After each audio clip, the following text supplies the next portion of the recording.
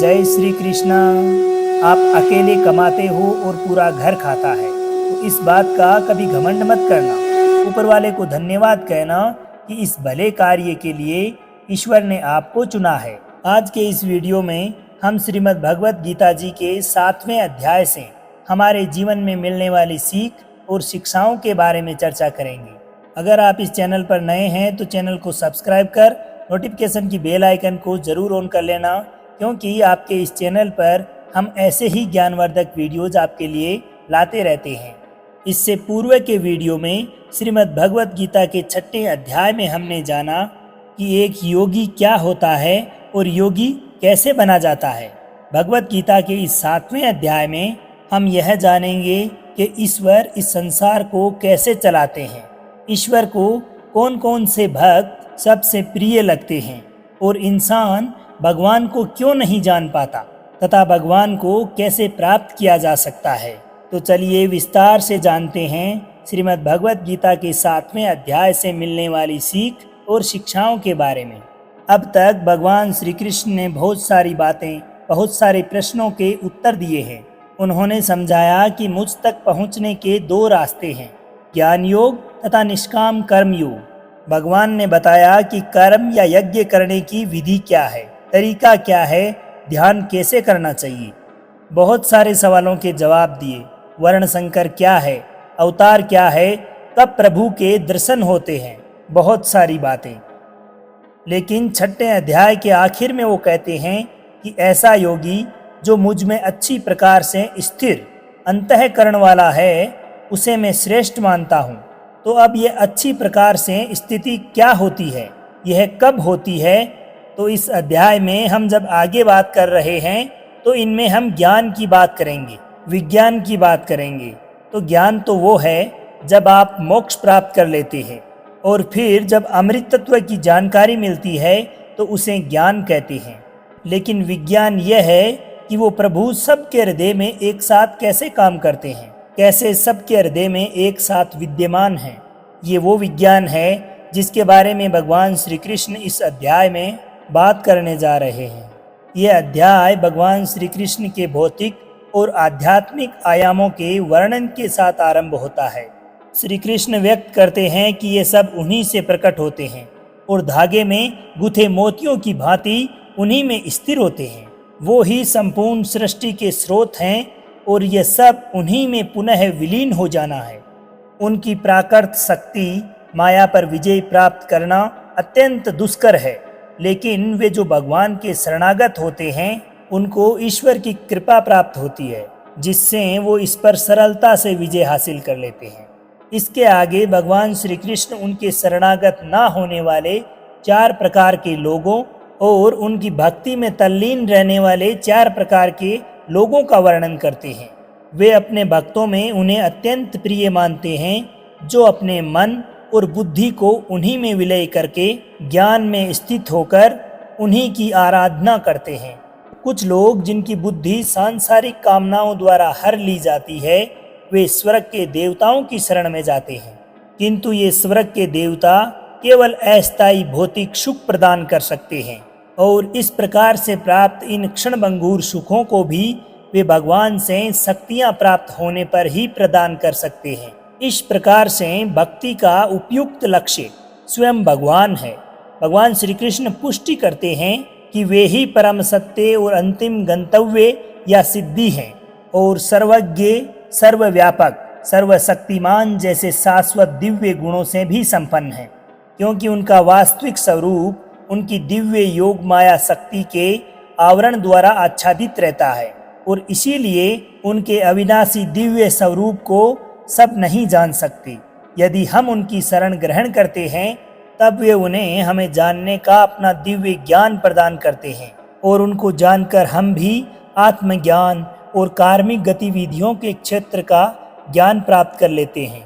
भगवान श्री कृष्ण कहते हैं कि हे अर्जुन, अब मैं तुम्हारे समक्ष इस ज्ञान और विज्ञान को पूर्णतः प्रकट करूंगा, जिसको जान लेने के पश्चात तुम इस संसार में तुम्हारे जानने के लिए और कुछ शेष नहीं रहेगा। हे अर्जुन, हजारों मनुष्यों में से बहुत कम मनुष्य ऐसे होते हैं जो मुझ तक पहुंचने का प्रयत्न करते हैं, कोशिश करते हैं कि भगवान के दर्शन कर लें, बाकी तो सब भोग विलास में ही लिप्त रहते हैं। और इस प्रकार की कोशिश करने वालों में भी कोई विरला ही एकाध मनुष्य ऐसा होता है जो मुझे बहुत समर्पण भाव से प्रेम करता है, जो मुझ तक पहुंच पाता है और साक्षात्कार कर पाता है, उस ज्ञान को प्राप्त कर पाता है। हे अर्जुन, पृथ्वी, जल, वायु, अग्नि और आकाश, साथ में मन, बुद्धि और अहंकार, ये सब मेरी प्राकृत शक्ति के 8 तत्व हैं। ये मेरी अपराह शक्तियां हैं, यानी कि जड़ प्रकृति है। किंतु हे महाबाहो अर्जुन, इसके अतिरिक्त भी मेरी पराशक्ति है, यानी कि चेतन प्रकृति, जिससे संपूर्ण जगत को मैंने धारण किया है, और वो है जीवात्मा। यह जीव शक्ति ही है जिसमें देहधारी आत्माएं सम्मिलित है, जो इस संसार के जीवन का आधार हैं। ये जो प्रकृति है ये अनादि है, ये अनंत काल से चली आ रही है और चलती रहेगी। यह जान लो कि सभी प्राणी मेरी इन 2 शक्तियों द्वारा उत्पन्न होते हैं। मैं संपूर्ण सृष्टि का मूल कारण हूँ और ये पुनः मुझ में ही विलीन हो जाती है। इसलिए हे अर्जुन, मुझसे श्रेष्ठ कोई नहीं है। सब कुछ मुझ पर उसी प्रकार से आश्रित है जिस प्रकार से एक धागे में गुत्थे मोती होते हैं। आगे भगवान श्री कृष्ण अपने विस्तार को समझाते हुए कहते हैं कि हे कुंती पुत्र, मैं ही जल का स्वाद हूँ, सूर्य और चंद्रमा का प्रकाश हूँ। मैं वैदिक अक्षरों में सबसे पवित्र अक्षर ओम हूँ। मैं ही अंतरिक्ष की ध्वनि और मनुष्यों में सामर्थ्य हूँ। मैं ही इस पृथ्वी की शुद्ध सुगंध और अग्नि में तेज हूँ। मैं सभी प्राणियों में जीवन शक्ति हूँ और तपस्वी का तप भी हूँ। श्री कृष्ण आगे कहते हैं कि हे अर्जुन, ये समझ लो कि मैं सभी प्राणियों का आदि बीज हूँ। मैं बुद्धिमानों की बुद्धि और तेजस्वीन का तेज हूँ। वो कहते हैं कि ये जो प्रकृति है यह 3 गुणों वाली है, त्रिगुणात्मक है।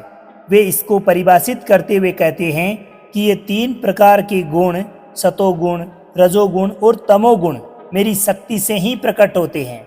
ये सब मुझ में है, लेकिन मैं इनसे परे हूँ।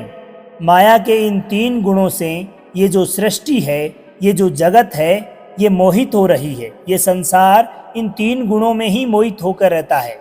इसलिए लोग मुझे समझ ही नहीं पाते, क्योंकि मैं इन 3 गुणों की त्रिगुणात्मक प्रकृति से ऊपर हूँ।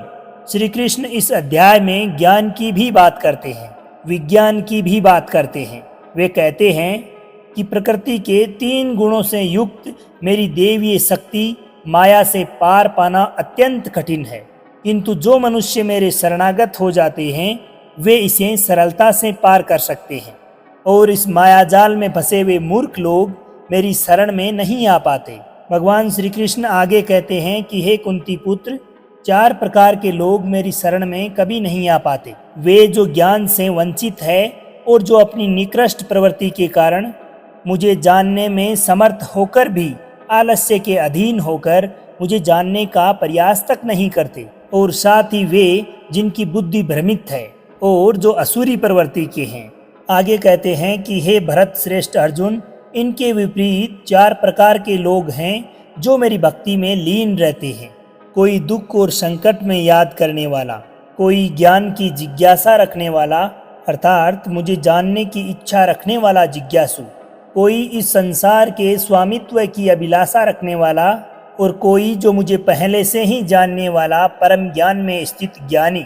इन चारों में से भी मैं उन्हीं को श्रेष्ठ मानता हूँ जो ज्ञान युक्त होकर मेरी आराधना करते हैं, मुझे भजते हैं और दृढ़तापूर्वक अनन्य भाव से मेरे प्रति समर्पित होते हैं। मैं उन्हें बहुत प्रिय हूँ और वो भी मुझे अत्यंत प्रिय है। ये चारों ही तरह के भक्त दयावान होते हैं, लेकिन ज्ञानी पुरुष तो मानो जैसे मेरा ही रूप हो। और उन ज्ञानियों में भी जो व्यक्ति मुझे बहुत सारे जन्मों पूर्व से मानता आया है, वह मृत्यु के पश्चात भी मुझ में ही आ जाता है।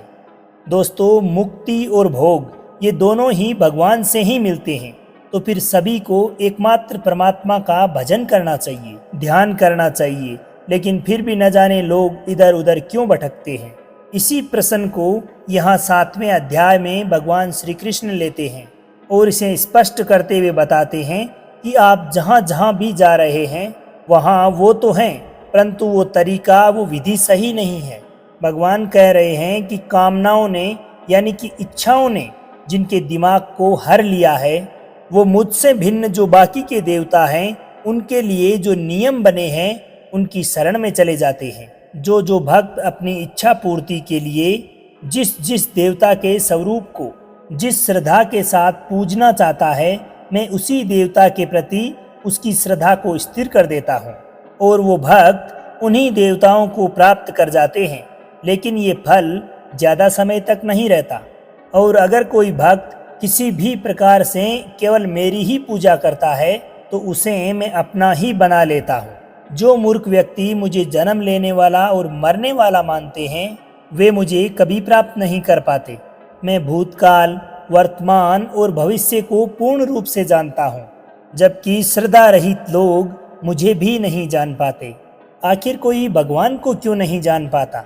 इस पर भगवान श्री कृष्ण कहते हैं कि हे अर्जुन, हे भरतवंशी, इच्छा और द्वेष से संसार के जितने भी मनुष्य या प्राणी हैं, नर नारी हैं, सब मोह को प्राप्त हो रहे हैं, इसलिए वे मुझे नहीं जान पाते। तो क्या कोई भी भगवान को जान नहीं पाएगा?